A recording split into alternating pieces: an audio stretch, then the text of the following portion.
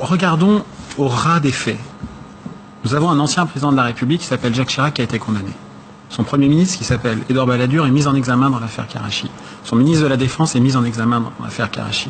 Le successeur de M. Jacques Chirac, Nicolas Sarkozy, est renvoyé devant le tribunal correctionnel pour une affaire, va être renvoyé devant le tribunal correctionnel pour une deuxième, et est pris dans la nasse de l'affaire des financements libyens, dont vous avez montré l'ouvrage tout à l'heure. Son Premier ministre, François Fillon, est mis en examen dans l'affaire que nous savons. Son ancienne ministre de l'économie, qui est aujourd'hui à la tête du FMI, a été condamné devant la Cour de justice de la République dans l'affaire dite Tapi. L'ancien chef des services secrets intérieurs, M. Scorsini, est mis en examen dans une affaire de trafic d'influence de Sarkozy, a été... Non mais attendez, écoutez ce constat. Écoutez, il faut regarder dans le miroir de notre nation ce que je dis.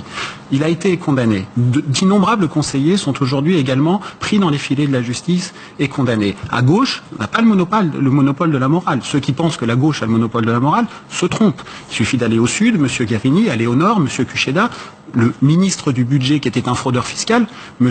Cahuzac. Il y a le parti qui se goberge du tous pourri pour faire croire qu'il y a un tous pourri qui s'appelle le Front National, qui est cerné par 5 enquêtes judiciaires. Dites-moi une liste non exhaustive, dites-moi quelle démocratie occidentale a ce CV judiciaire-là. Laquelle? Les États-Unis? L'Angleterre? Même l'Italie? L'Allemagne? Personne. Alors, moi je veux bien qu'on dise que les affaires, ce sont des épiphénomènes de la vie publique, qu'il faut mettre un peu de côté, que ça perturbe l'espèce de zone de confort de la conversation démocratique. Moi, je crois que c'est une grande alerte politique. Je crois que ça nous sommes une exception en France? Je pense que ce que je viens de dire en termes de constat, qui est non exhaustif, doit nous alerter sur la gravité de la situation française et qu'il faut peut-être, de ce point de vue-là, arrêter de regarder les autres avec surplomb et se regarder en face pour faire notre examen de conscience. Vous parlez de l'affaire des financements libyens tout à l'heure. Je vous donne un exemple pour qu'on comprenne, que les gens qui nous regardent comprennent. C'est une affaire mondiale. Corruption internationale, des paradis fiscaux, en veux-tu, en voilà, avec des conséquences géopolitiques, la guerre. Bon, il n'y a pas un juge d'instruction détaché à temps plein sur le dossier. Il n'y a pas un procureur détaché à temps plein sur le dossier. Il n'y a même pas un policier. Vous m'entendez? Il n'y a pas un policier détaché à temps plein sur le dossier. Pourquoi, selon vous? Mais parce que la classe politique de droite, de gauche, tout ça n'est pas un propos idéologique, ne prend pas la conscience des enjeux de la lutte contre la corruption qui sont, de mon point de vue, aussi importants, pas plus, mais pas moins, que les enjeux contre le chômage ou contre les déficits publics. D'ailleurs, c'est parfois lié. Il faut quand même avoir conscience que la Cour européenne des droits de l'homme, c'est la justice supranationale, c'est la justice au-dessus de la justice des justices nationales en Europe, a quand même dit que les procureurs en France ne peuvent pas être considérés comme des magistrats parce qu'ils ne sont pas indépendants. Vous vous rendez compte l'humiliation?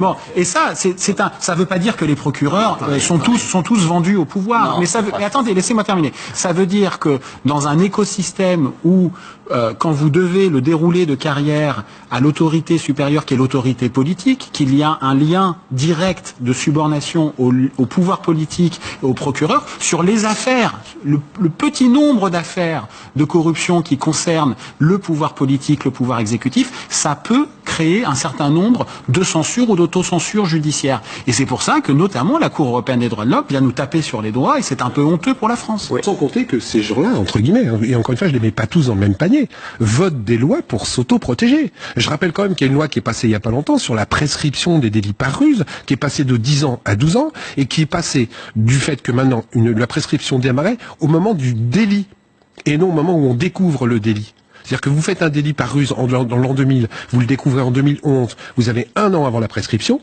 alors qu'avant c'était à partir de 2011 que la prescription courait. Ces gens-là se votent des lois pour s'auto-protéger. Et il faut pas inverser les règles en plus. Il y en a marre de dire que c'est la faute de l'électeur. C'est la faute, mais un bon escroc, il est sympathique. Un bon escroc, ça sait mentir. Un bon escroc, ça vous trouve de boulot dans la commune. Un bon escroc, ça sait vous rendre redevable. Et quand vous vous rendez compte que les bons escrocs en général, dans ces mairies-là, personne ne se présente contre ces gens-là puisqu'ils sont sûrs d'être élus. Donc ce ne se présente que des seconds couteaux. Mais si, monsieur Miard, arrêtez de faire l'amour, on vous connaît. Parce que les réformes qu'on a posées, c'est des réformes de que dalle.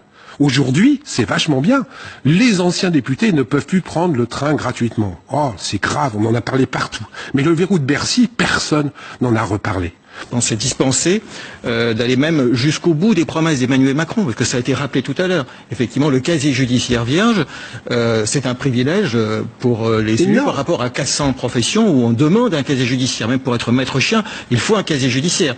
Là, on dit non, c'était un problème constitutionnel. Ce qui est un mensonge. C'est vrai? Oui, parce mais non, c'est un mensonge. C'est un sujet. Excusez-moi, c'est un mensonge. La loi a été déposée le 1er février 2017. J'ai participé à la rédaction de cette loi. Je veux dire, on est face à un truc. Alors, alors, Monsieur Macron nous explique qu'il est devant un penalty, d'accord? Il a un but à tirer, et il le tire pas parce qu'il n'est pas sûr que le but va rentrer. C'est quoi ce truc? Pourquoi il n'a pas posé la loi au Conseil constitutionnel? Aujourd'hui, la loi est en train de dormir au Sénat. Il suffit qu'un groupe la prenne et qu'il la pose au Conseil constitutionnel. On avait tout mis dans cette loi. Comment vous expliquez cette reculade? Mais parce qu'ils se couvrent les uns les autres, chère madame. C'est pas plus compliqué que ça. Les gens qui sont au haut de la pyramide n'ont pas envie. Aujourd'hui, il y a des affaires qui vont tomber. Aujourd'hui, il y a des gens qui vont être condamnés. Le problème, c'est que on ne se donne pas assez les moyens collectivement.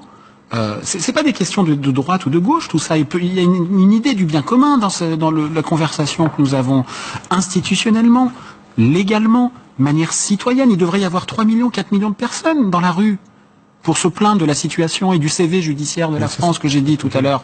Pour régler, ça nous concerne tous.